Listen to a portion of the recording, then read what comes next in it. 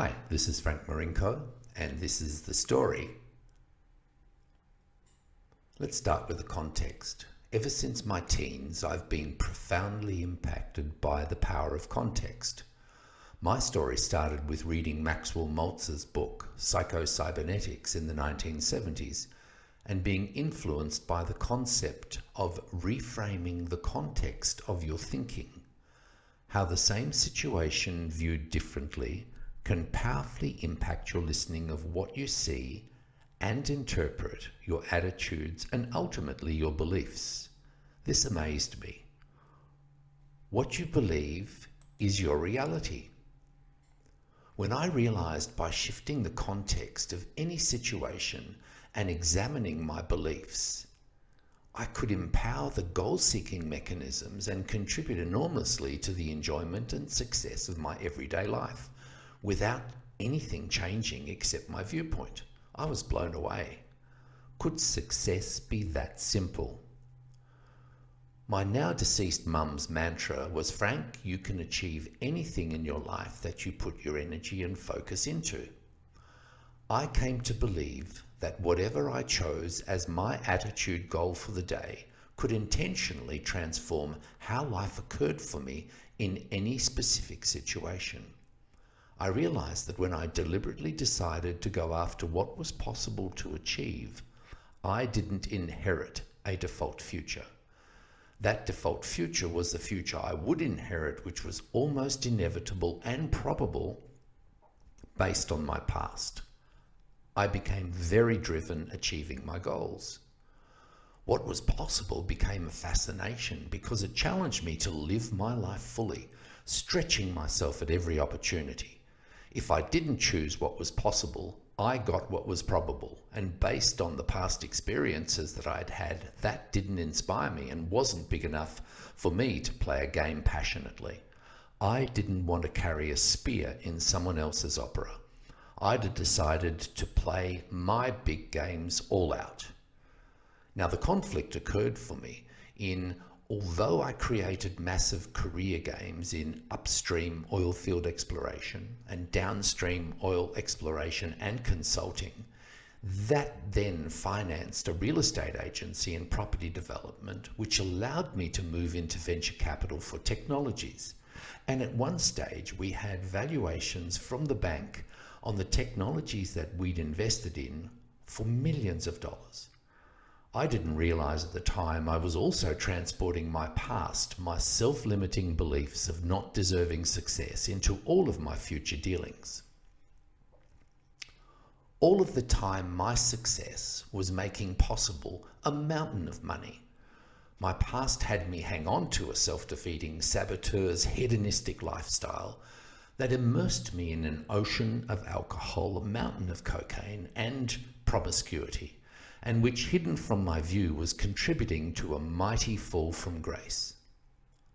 My head had gone so far up my rear end with my success and importance that all I needed was now to absolutely sabotage one of my games for all of them to fail. I took the risk that all of my ventures would succeed, and I quickly found out not all of my games were winners. I had a total crash and burn game in venture capital in which I lost everything, including my shirt. The climax was the crash and burn of my venture capital project led to the crash and burn of my marriage, my family, my home, my health, my self-respect, and my wealth games. They'd all crashed and burned. I was broke, divorced, an unloved single parent, with cancer, and morally and financially bankrupt. Before entering into bankruptcy, I did some self-development work on completing those issues from my past that had sabotaged my future. I helped create a fintech startup strategy with the help of my son and daughter from an idea we'd seen in California. My son Kane has an MBA from RMIT, and my daughter Candace has a PhD in psychology from the University of Melbourne. They're really smart kids. We developed the fintech strategy in a joint venture with a public company. We then realized we didn't respect or like the board members in the public company. We discussed my trust issues with my family and consequently sold the family's share in the startup to a public company. The technology turned the fortunes of the public company around and to this day contributes enormous profit to this public company's bottom line. The ATO and financiers, however, eventually bankrupted me for my indiscretions, and I had to start all over again financially.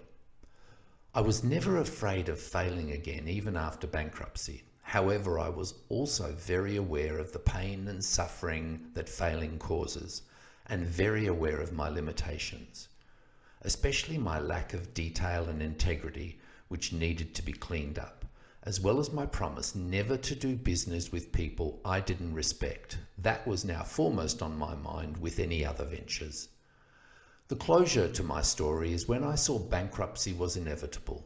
I retrained and volunteered with Landmark, an international personal development company, and I developed my capacity to become an expert as an executive coach and facilitator and start my executive coaching company, PowerBridge Management, which has been in operation now since 2004 and established executive coaches in Australia, India, and the Netherlands.